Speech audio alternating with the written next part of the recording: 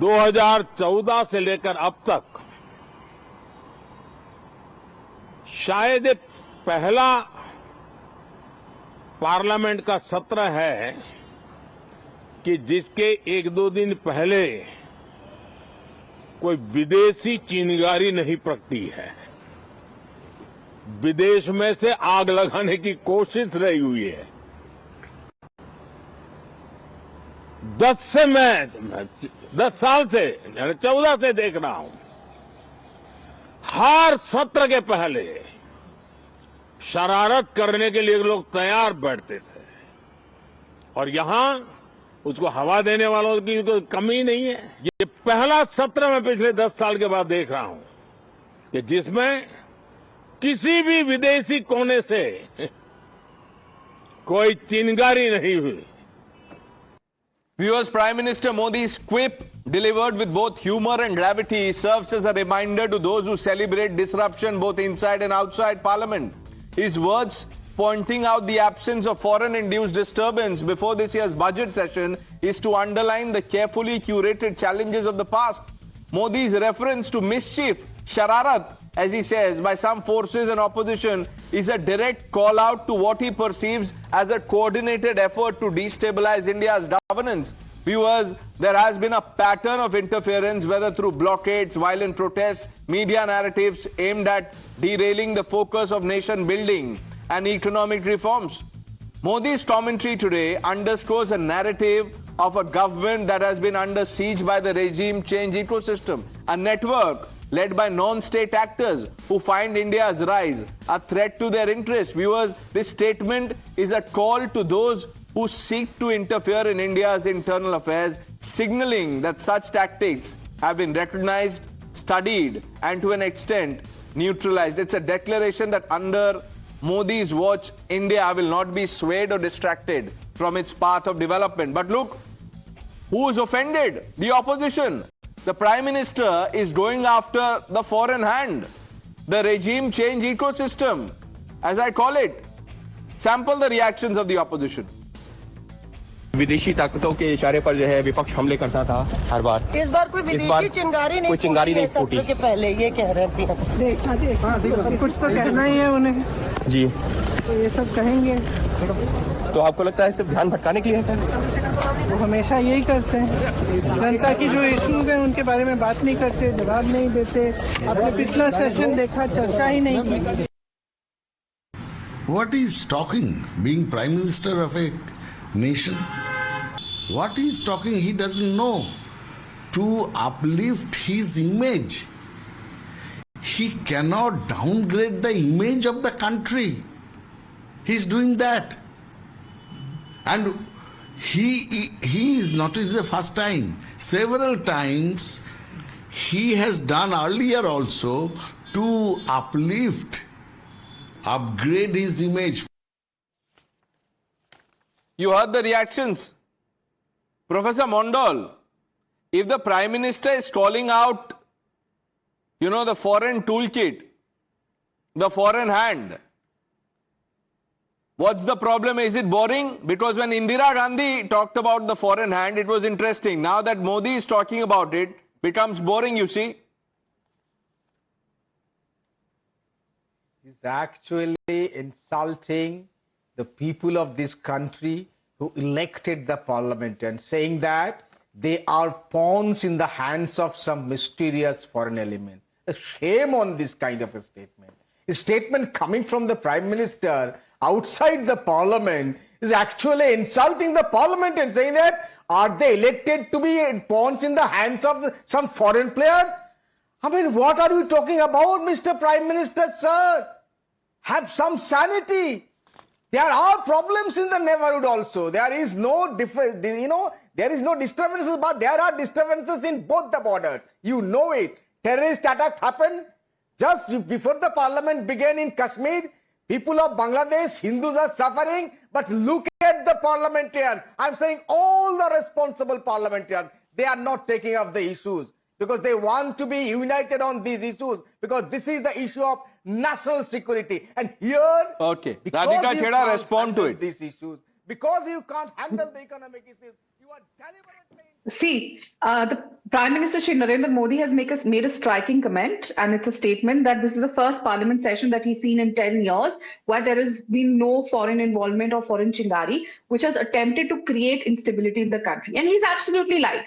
Every time before, we have seen systematic attempts that have been made to weaken India's institutions, from international media hit jobs to foreign-funded NGOs, which have been interfering in our domestic affairs. The toolkit is extremely well known. We've seen how anti-CAA protests suddenly became global, how Khalistani forces tried to hijack the farmers' protest, how channels from England tried to conveniently release a propaganda piece just before elections, how George Soros has openly declared his mission to change India's government, and even Rahul Gandhi, who himself stood on foreign soil and shamed India's democracy at every chance that was given to him by his Uncle Sam.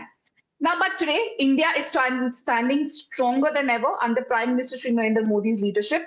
The foreign meddling dictating our political discourse days are over. The narrative is no longer being set by George Soros or his NGO or a BBC.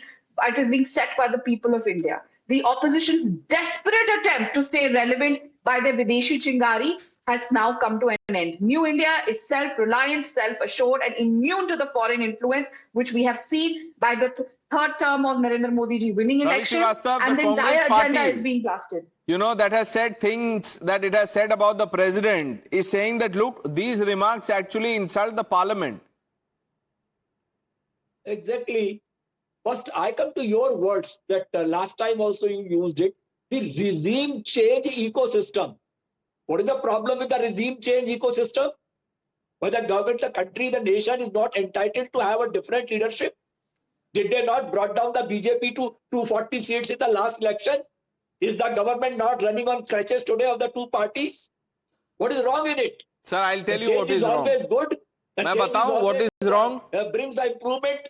The change brings the nation on a path of progress. There's a difference, sir. What is wrong with the democratic election and regime change? There is a difference. What happened in Bangladesh? 1 minute, Ravi Srivastava. Do you endorse of what happened in Bangladesh? What happened? Regime has changed. That's a coup. There is no. So you want that? You want that in this country? You want that, Karan Verma? What is the problem? What was the problem with, the comments by Sonia Gandhi? What is the problem with regime change ecosystem is at work? You see, they want to change the regime. Change the ecosystem. What is wrong with it? This and said regime change should happen. In December 2020, George Soros is on record saying that I have set $1 billion aside for regime change in India. And when he says regime change, his prototype is very similar to all the regime changes he's had. That is chaos, exploit the fault lines, coups, rioting. Is that what the Congress party wants? And Pranesh, there is a clear pattern. I'm so glad the Prime Minister has called it out today. Whether it was Hindenburg, whether it was Pegasus, whether it was vaccine hesitancy that they spoke about, Rafale, each and every single time it was the OCCRP which reported each of these news, and it was directly funded by George Soros. And guess what? Who did it have close links with? FDLAP, chaired by Sonia Gandhi ji. And every single time the Congress served as its mouthpiece. And when we talk about Open Society, which is Soros's foundation, guess what? On 11th October 2022, who is walking alongside Rahul Gandhi? It is Salil Shetty, who is the vice president of Open Society Foundation here in India, and he repeats the same thing.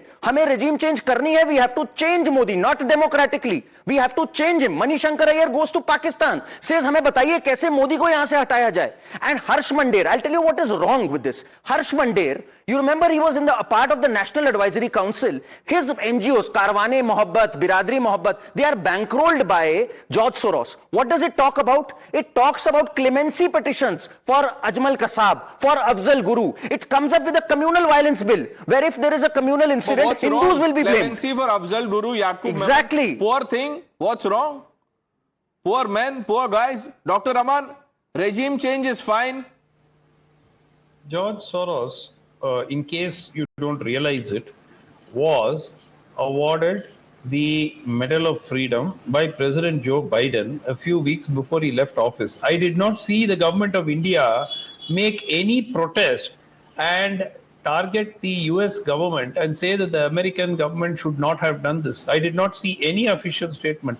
Somebody who believes day in and day out, we have spent the last one and a half years George Soros is public enemy number one in this country. Debate after debate, Soros is doing this, Soros is doing that. When he is given Medal of Freedom by the American government, not a peep from the government of India. Why don't you make a noise? Why don't you register your protest? Meet the US like ambassador Rahul in Gandhi. India. Like Hand Rahul over a Gandhi. letter of 1 minute. protest. Internationalizes. Say that we object. This Like man Rahul is Gandhi representing our country and internationalizes giving a medal of any domestic problem, we should start meddling in their affairs. That is what you are saying. Entire Republican Party walked out. It You should became a ask butt of jokes. That It is was not enough. ripped apart by American media that George Soros should not have got this Medal of Freedom. A man who you claim to be destabilizing The man is claiming to do it, sir. We are not claiming it. The man has said it. Dr. Raman, please. Why He don't said it you himself. Protest to the US government. Let us see the stand of the government of India. Said it was a wrong move. The Trump administration has said. Trump administration can say a lot of things. Trump administration You said Trump is democratically elected. Who is Trump?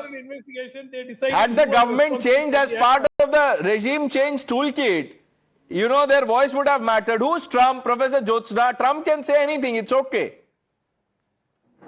Let's hear the Soros ecosystem. No. I'm just literally... No, I'll tell you one thing. Isn't it true that Rahul Gandhi met with groups that openly worked against India's interests? Isn't it true? First question. Second question, Congress has repeatedly spoken against India on foreign platforms, be it in US, UK or Europe. Isn't it true? And then again, when India needed unity, literally when India needed unity in a couple of circumstances, opposition was indulging in international lobbying. Isn't it true? Here again, my question is simple.